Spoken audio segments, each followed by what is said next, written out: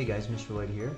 Today we're going to be working on dividing fractions. We're going to be dividing fractions, in this case, by multiplying by the reciprocal. And to do that, the first thing we need to discuss is the term reciprocal. What does that mean and what does that look like in math terms? So I'm going to show you a couple of fractions here on this table, and then I'm going to show you what the reciprocal of each fraction looks like. And then we'll come up with a definition, and then we can apply that definition to solve some fraction division problems. So let's get started. Let's take a really nice simple fraction like 1/3. A fraction like 1/3, the reciprocal of that is just 3/1. Okay. Here is another fraction. Let's do a fraction like 3/7. That's my initial fraction. Now the reciprocal of that is going to be 7/3. Okay, maybe you're starting to see the pattern. Here is another fraction, let's say 4/11. And now our reciprocal is just simply going to be 11/4. So you see here with the reciprocal, you kind of see what I'm doing here. Let's take a fraction, let's say 5/12. And then the reciprocal of 5/12 would be 12/5. So hopefully you can see here the reciprocal of these fractions is just the flipped version. And let me just go ahead and write that down. A reciprocal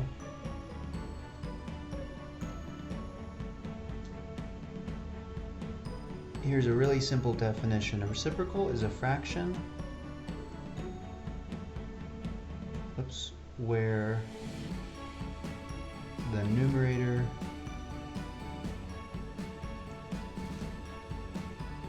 and denominator have flipped.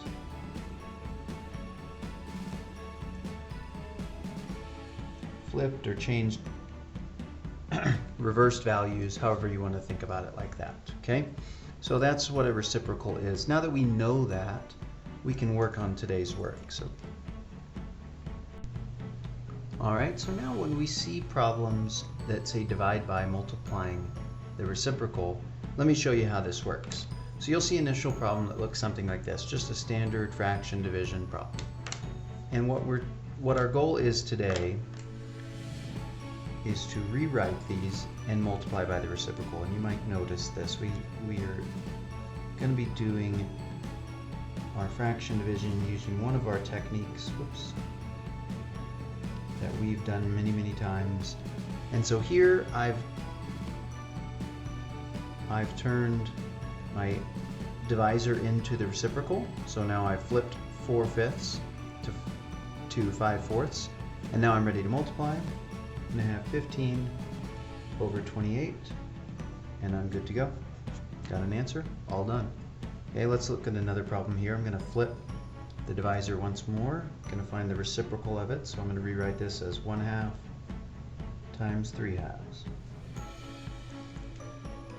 Now I'm ready to rock and roll. I'm going to get 3/4. And so here, once again, we get a nice answer, no simplification needed. Coming down to problem C, 3/4 divided by 5/11. Well, that's the same thing as saying 3/4 times 11/5. Now I'm ready to go. 33 on top, because 3 times 11. 20 on bottom. Here I do need to simplify. 1 and 13/20. So when it asks us to multiply by the reciprocal, I wonder if you can think about the strategy that we've called this in previous years. Multiplying by the reciprocal is the same thing as what? Let you think about it for a second here. So you thought about it for a second. Multiplying by the reciprocal is the exact same method as KFC, the keep, flip, change method that we've used back in 5th grade and some this year as well. And so it's the same method, but I wanted to introduce you to this idea of a reciprocal. It's an important idea. It's an important idea for fractions, and it will help you if you can start to see these fraction division problems as actually multiplication by the reciprocal. If you can remember this technique and procedure really quickly, really well, then these fraction division problems are no longer scary fraction division problems. they actually become pretty straightforward because you all know how to multiply, and then the simplification stuff. So nice and easy. And one other thing I wanted to help you out with today's work is a couple of problems on the 3-13 remembering page. I'm going to help you out with these because they're just a teensy bit tricky, and I want to make sure that everyone has the tools they need to be successful. So let's take a look. Number 1 I think you'll be fine on, but let's look at number 2. Remember, number 2 is one of these. We just finished our geometry unit. Well, I guess it's been about 3 weeks or so now, but we recently finished it. And so this is just a remembering page, just one of those, practicing these skills. We don't want to let them get too rusty. So here we have a rectangle. It's divided into not exactly 2 equal sized triangles, is it? The shaded triangle is a little bit smaller than the white space here. And the white space isn't exactly a triangle either. It's actually a really strange looking trapezoid. And so let's see, it says the unshaded part shows the area of Milia's garden. And so our job is to find the area of the unshaded or the blank space. And so remember, we're going to divide this into rectangles and triangles. So now I'm just going to take my marker here, a pen, and I'm going to color in this area with my triangle. And of course, to find that, I would say area equals 1/2 times the length of the base, which is 10.5, times the height, which is 5.6.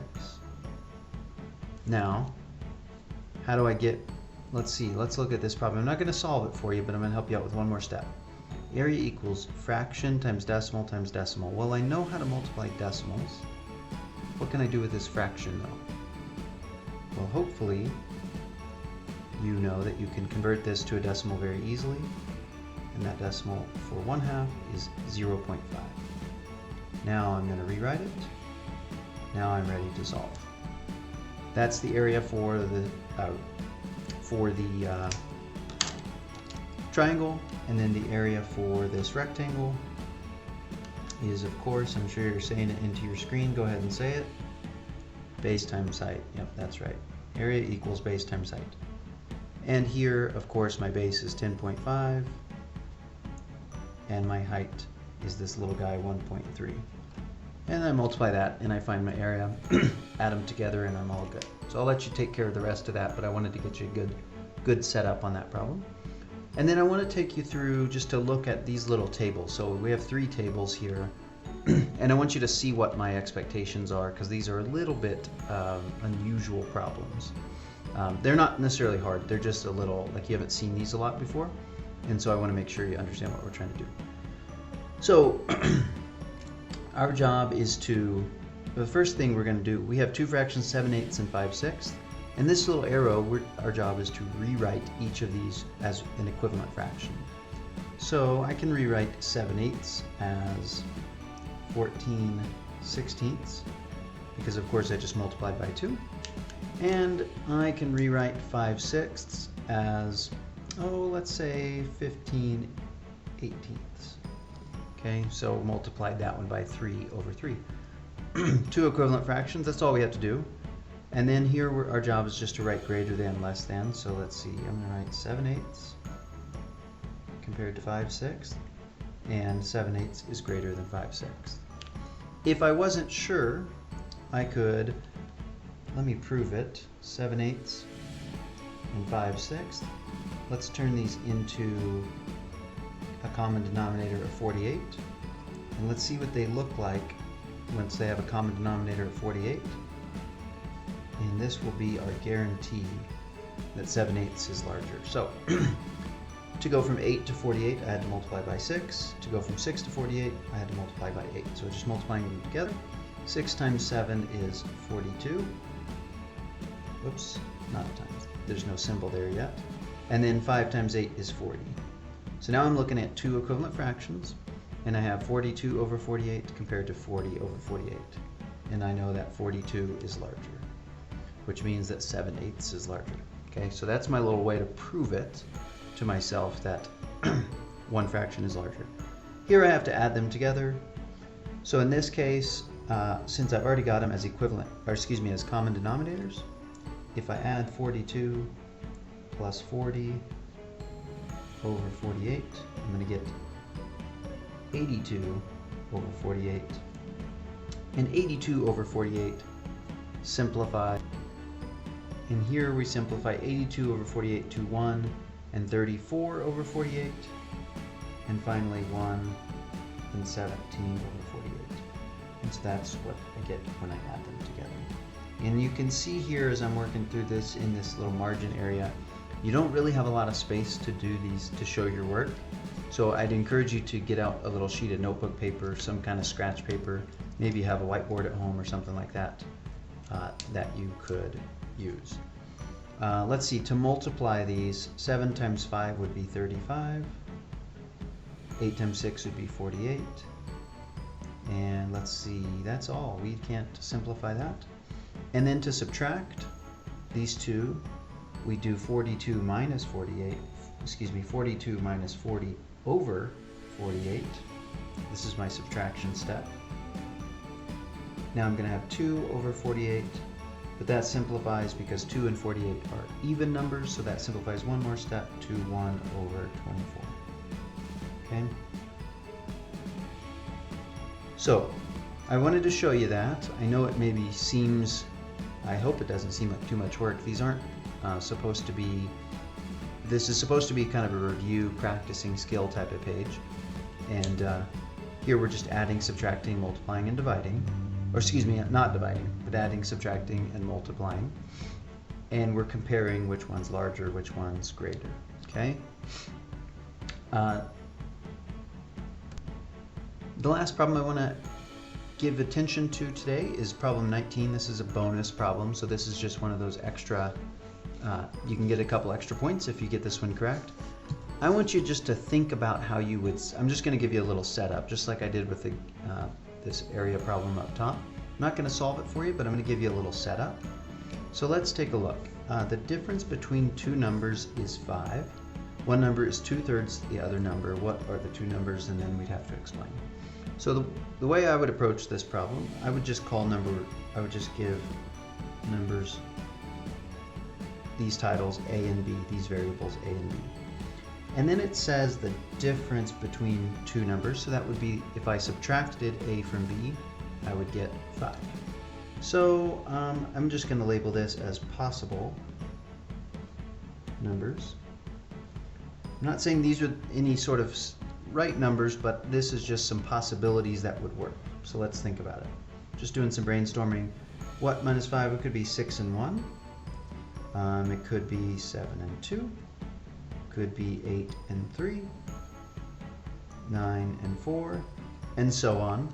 Also, my B could be larger. It doesn't really matter. There's no reason for A to be the bigger number and B to be the smaller number. Who cares? It doesn't matter.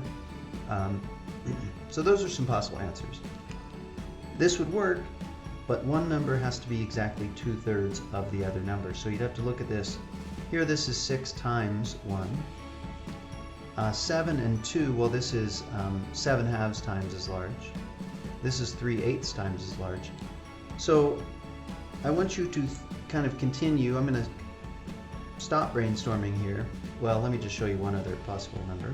10 and 5. 10 is twice as large as 5, obviously. We want numbers that are one number that is 2/3 as large. So see if you can brainstorm. You might do this mentally, you might write these numbers down, or you might just do this in your head.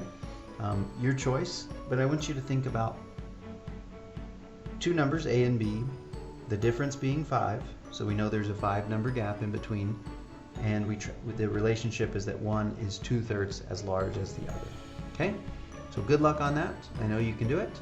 Thank you for watching the video. Please keep your questions coming through our Zoom calls, through texts and remind and email and all those different ways. Please let me know what you're struggling with, what is making sense for you, what we can do to help you out in this time. Okay, thank you for watching, and I'll see you later.